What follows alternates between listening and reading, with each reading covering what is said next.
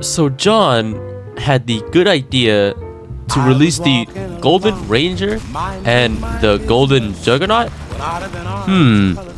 Interesting. Flash, bang, alakazam, wonderful you came by.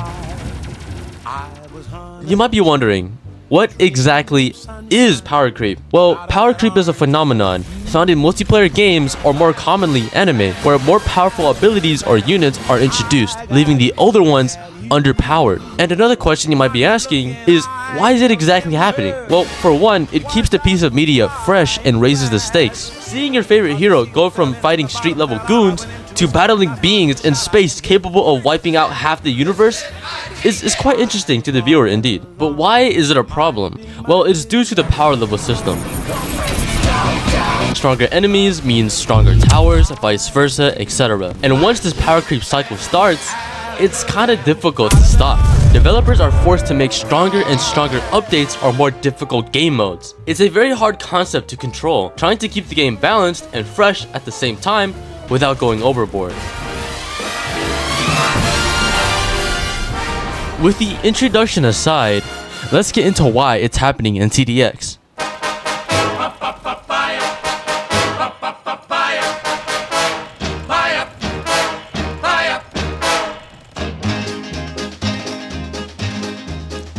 Finally, a new early game tower, the supposed replacement for the laser gunner. You actually thought I was gonna talk about the Golden Ranger there, weren't you? No. I'm here to talk about the armored factory.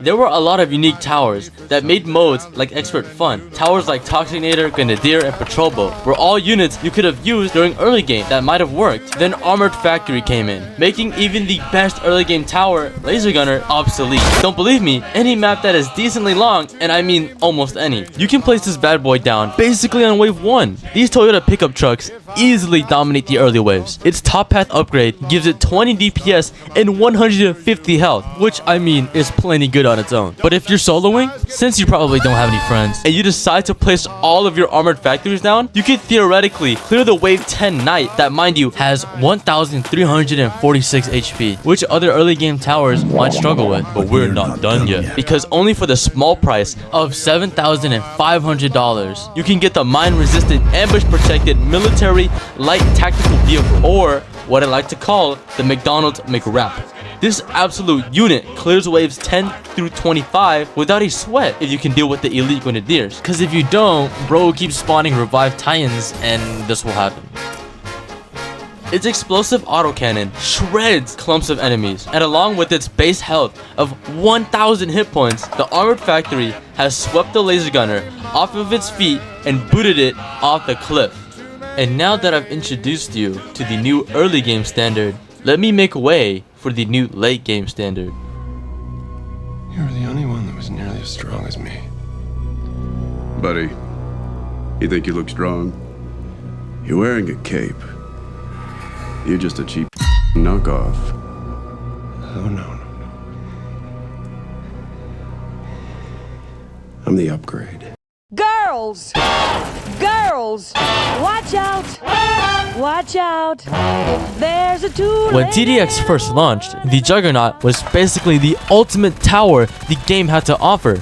The advisor even recommends that we bring him along when facing the hardest mode at the time. But now, he kinda just lives in the golden variant's shadow. Although the normal Juggernaut still holds up well in Expert and any other mode, having the Golden Juggernaut back you up makes you want to reconsider bringing any other major late game DPS tower. After some extensive research with my good old reliable buddy Eternal, whom I totally don't beg for help all the time, showed that a fully buffed Juggernaut barely gets close to the damage output of a normal Golden Juggernaut. Now imagine if that said Golden Juggernaut was super buffed, making the gap even wider. Sure, it cost 152,600 more doubloons, but in the grand scheme of things, all you really need is like 4 late game. Oh, and you thought the shiny metal armor and high DPS were the only things you get for that ridiculous price? No. It also converts the bullets into laser beams, 8,875 health, and 30 range. That 257,150 total price isn't looking too unreasonable now anymore, huh? Yeah, having a couple of these fancy pants on the field is enough to negate almost every other late game tower. But Remy, what about Railgunner and Warship? Those towers are extremely overpowered too, right? I mean, surely Golden Juggernaut isn't the only honored one. Well, my concerned viewer, those two are highly situational. Railgunner, for example, not only is it just a boss killer, which means anything that isn't a large walking health bar will most likely struggle on, but it will also only function on larger maps that gives it enough time to lock in and fire at its targets. Did I forget to mention that it's only really used for boss killing purposes? Sure, it's amazing at its job, but there's another tower that does its job, and not only that, but could also be useful on normal targets that aren't bosses. Yes, that's right. I'm talking about the Warship. This 45,000 ton hunk of floating metal blows all the fodder enemies that aren't explosive resistant to Kingdom Come. But with such power comes great responsibility. Oh wait, no. Comes great restrictions. That's right. Who would have thought? You can't fit a battleship inside of this tiny lake. The size of this behemoth only allows it to be placed on certain maps, which narrows its use down to being a highly situational tower. Not only that, but the travel time of these massive naval artillery shells takes quite some time to reach the destination, which narrows its use down even more. You're better off using different towers in its place. With that being said, the Railgunner and Warship kind of fall flat due to their restrictions. Only if there was a tower that does nearly as much damage and can be placed on any map. Oh wait. That's right, as long as there's some piece of land that this bad boy can plant his shiny feet on, then there is nothing that is stopping him from being used on every single goddamn map. Getting wins on Deserted Island and Blade Works are a cakewalk with this man. Do you see the problem now? The towers before the Endless update all had their ups and downs, but this guy, as long as you have the money for it, nothing can stand in your way.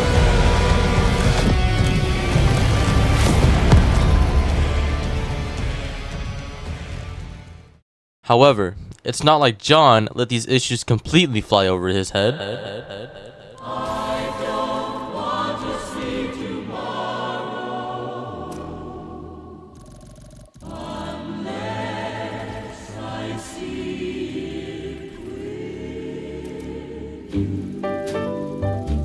The most obvious thing TDX has done to prevent power creep is the level locks mechanic, a concept as old as time, being present in a large majority of tower defense games, keeping the stronger towers like Armored Factory, Artillery, and Warship tucked away on the top shelf. John has also made efforts to balance the overpowered towers, such as making changes to the Barracks and Toxic Gunner, which used to dominate the meta. Speaking of the meta, you might also be wondering about those two absolute demons I've been hyping up at the start of the video.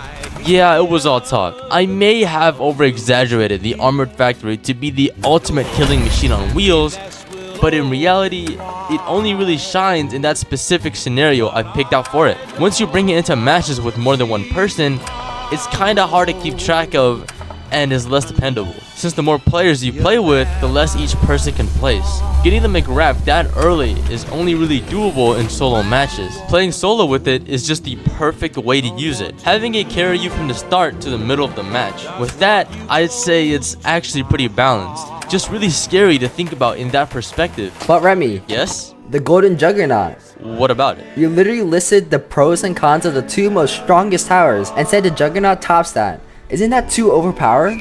Oh, this block of cheese? Why, yes. All the previous statements I've said are true, but not the whole truth.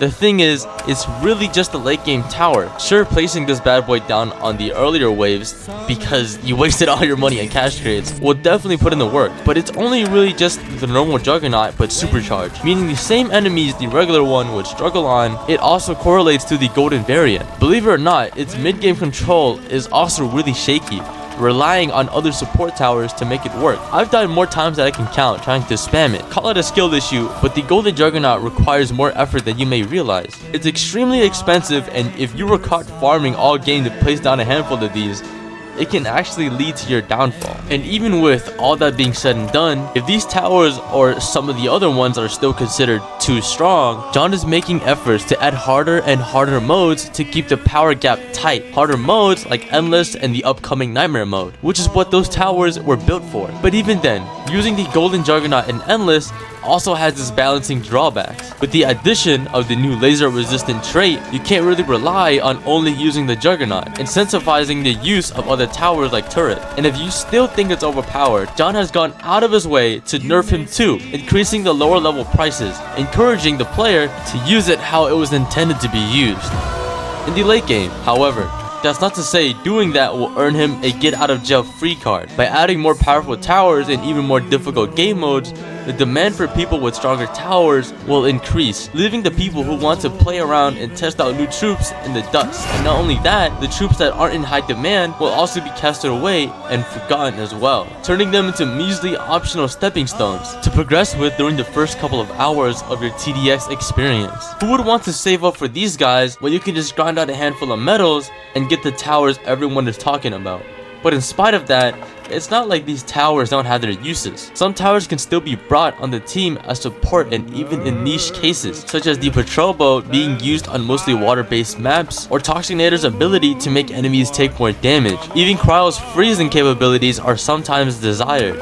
Yet, despite all the justification, the wider public audience would most likely rather stick to the more shiny and large damage output towers over the niche ones. Just because you can make some things work, it doesn't necessarily mean people want to do it. In the end, there's just no point. TDX's attempts to fix power creep are a bit shaky, but they're still trying nonetheless. To sit there and deny John hasn't made any precautions to avoid the creep would just be blatant lying and refusing to listen to reason. But with that being said, it's still an issue that is slowly creeping up on John. So, how can he exactly improve on resolving this problem? Why, let's take a look at how another similar game tackles it. Enter TDS. ディオほう向かってくるのか逃げずにこのディオに近づいてくるのかせっかく祖父のジョセフが私のザワールドの正体を試験終了チャイム直前まで問題を解いている受験生のような必死こいた気分で教えてくれたというのに近づかなきゃてめえをぶちのめせないんでなほうほうでは十分近づくがよい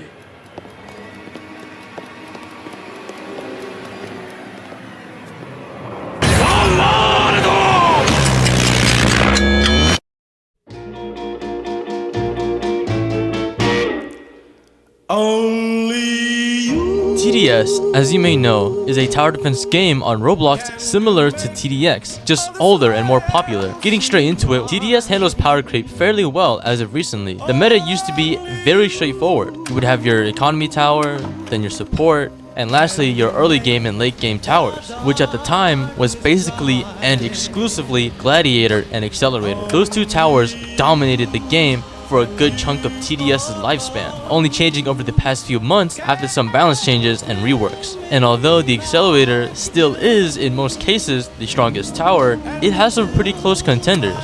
Nowadays, the Accelerator has been forced to share its spotlight with a few other friends. Here's a quick introduction into those towers that gives us some insight of what makes them so strong and what holds them back. We're starting off with the Golden Minigunner. It has massive damage and is spammable. Some of the cons are that they're really expensive, basically useless outside of solo and duo, since spamming goes hand in hand with the amount of players. And lastly is it's mostly exclusively used as late game DPS and is vulnerable to stuns. Next up is the Engineer, which has godlike cost efficiency, which makes it viable throughout all stages of the game, incredibly high DPS, sentries that make it stun resistant, and doesn't really need support buffs as much as the other late game DPS towers. But that's also because the sentries can't really be buffed. Speaking of these sentries, once they die, after their bubble gets popped, the Engineer has to manually rebuild them, which is one of the reasons why its boss damage falls off. Following suit is the new Mercenary base. Having multiple units, making it more reliable than other spawner towers. Shoot, you don't count, you suck. Has an airdrop ability that can either act as reinforcements or a nuke to a boss with 6000 HP if you simply feel like it. It provides damage buff. Need I say more? The bad side though, it's a spawner tower, which still makes it kinda unreliable, especially on shorter maps. Extremely expensive. Like, I mean, it's the most expensive tower in the game expensive. Being both a spawner tower, which has to be placed near the track to function, plus being a support tower, makes positioning it very weird. Lastly, we have Pursuit. Amazing DPS, which also comes with a great crowd control, able to counter lead balloons, and has stun immunity. And now to the drawbacks. It's targeting. That's it. What, you thought there was more? Its targeting is literally its Achilles heel. It makes it struggle on fast enemies and causes it to not always be in range. Oh, and I guess you can mention its lack of hidden detection. But are you really going into a match with only one DPS tower? Didn't think so. All the DPS towers listed are decently balanced in my opinion and are all interchangeable with one another. There isn't really a tower that does it all anymore. And neither are there any towers that necessarily outshine the rest. Okay. Accelerator is still the strongest, boasting the most damage output in the whole game. Okay, I'm gonna stop you right there. I wouldn't say strongest, but still the most versatile due to the DPS output. Who cares about breaker damage when you can just set 4 of them on strongest targeting and wipe the entire crowd for free? Who cares about speedy enemies when an accelerator has monstrous range and a faster windup at max? I mean, his boss damage is teetering, but that's just because he has a damage cap. Like, yeah, NG can handle early and late game, but it falters with boss damage since Accelerator can be buffed. Yeah, Ranger has the most DPS in the game, but is it saving you from a group of Fallens? And Pursuit's damage is based entirely within its missiles. Like, yeah, the minigun has good DPS, but what are you doing against an explosion-resistant enemy? Well, I don't see any explosion-resistant enemies. Yeah, well, they're... Okay, bro, 85% defense might as well be explosion-resistant. Let's be real. Anyway, sure the towers get stronger and stronger the farther you go down the list of towers, but it doesn't really cause an imbalance that loses diversity. The game is fairly easy, to the point you can beat Molten with almost any tower, and I'm sure if you try hard enough, you can beat Fallen with almost anything. Not really. Why did I choose to compare TDX with TDS? All in all, a few notes TDX can take from TDS are the abundance of DPS towers that are all linked together by their massive damage output, but are separated by their own unique ups and downs, aside from the Accelerator, who stands above the rest. And in all fairness, TDX already follows this rule with its own late game DPS towers, also being decently balanced, having their own corresponding ups and downs, but the Golden Juggernaut sits dangerously close to the line of power creep, which threatens to break that hierarchy, similarly to how the Accelerator handles the jobs of all the towers in TDS with relative ease. In conclusion, TDX's power creep problem isn't as bad as I was making it out to be, but they're definitely on the verge of waking up a beast they'd rather keep asleep. TDX has definitely proven that they can effectively avoid power creep by having strong and diverse towers that do massive damage in their respective ways. But we also can't act like this isn't an up-and-coming issue within the game. As long as John keeps his overpowered towers in check by giving equal drawbacks to his pros, then I think he'll be just fine. Either embrace it or be destroyed by it. Thank you guys so much for watching to the end. It really means a lot. And join my Discord server for leaks on upcoming projects. But until next time, Saltar. 信じてるぜ。信じてるよ。ボインゴボインゴブレザーズ。俺を打ちのめさけなく変身できる。身長体重に追いまでも思いのまんまさ。誰にもバレない悟られた想像の神くれる。僕はボインゴ漫画で予言。必ず当たるよ間違いないんだ。未熟な過去に打ち勝つことだと。でも内気でいつも一人ぼっちさ。書物の神とっとすべてうまくいく。そうやって来たんだから。印刷に出た予言はもう決して変えることはできない。予言の通りに行動する。全てうまくいく。そうやって来ただろ。ボインゴボインゴブラザー。